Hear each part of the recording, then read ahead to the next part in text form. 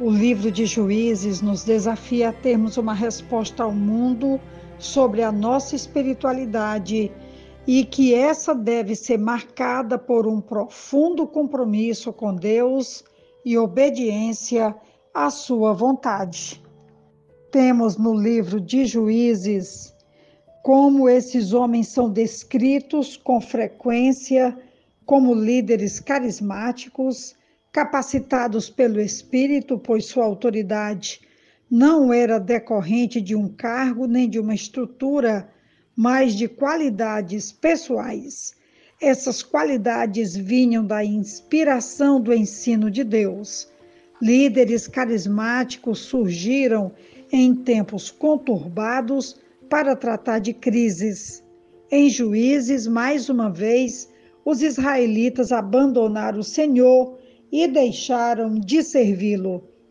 Essa era a crise em questão que resultou inevitavelmente em opressão pelos inimigos. Nós sabemos que o povo se desviava da vontade de Deus, dos propósitos de Deus, da vontade de Deus, dos comandos, da forma como Deus desejava que eles andassem, vivessem, que eles caminhassem, que eles se comportassem. Deus permitia que os povos inimigos os oprimissem, os escravizassem, os dominassem. Havia um grande sofrimento por tempos longos, e aí o povo se arrependia, chorava, clamava, buscava, e Deus, por graça e misericórdia, os socorria.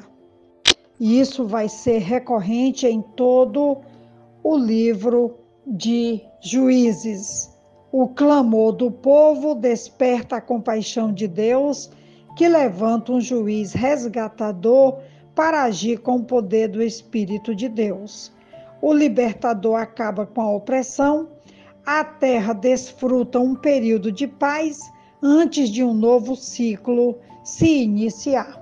O juiz que nós vamos falar hoje, o nome dele é Eude, seu registro está no livro de Juízes, capítulo 3, do 12 até o versículo 30.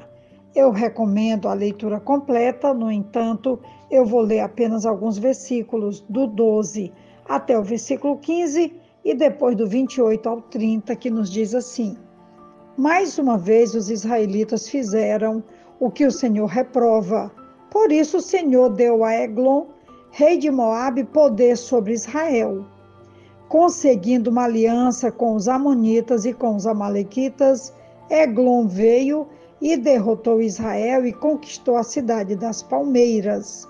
Os israelitas ficaram sob o domínio de Eglon, rei de Moabe, durante 18 anos. Novamente os israelitas clamaram ao Senhor que lhes dê um libertador chamado Eude, homem canhoto, filho do benjamita Gera. Você imagina 18 anos de escravidão, sofrimento, usurpação. O clamor foi grande. Eles clamaram ao Senhor e o Senhor se compadeceu e levantou esse benjamita de nome Eude. Versículo 28 vai dizer: Sigam-me, ordenou, pois o Senhor entregou Moabe, o inimigo de vocês, em suas mãos. Eles o seguiram, tomaram posse do lugar de passagem do Jordão que levava a Moabe, e não deixaram ninguém atravessar o rio.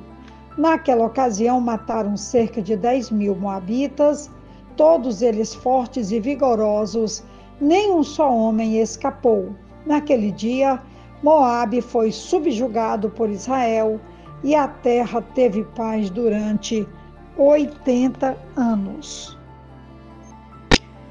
Tocou a trombeta, indo ele à frente, um verdadeiro líder, arriscando a sua vida em favor de uma visão e também de um desafio que Deus lhe fez de libertar o seu povo mais uma vez.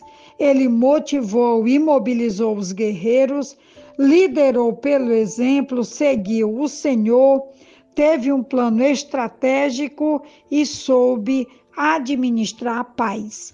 Uma palavra que me chama particular atenção quando ele diz: sigam-me, o Senhor entregou.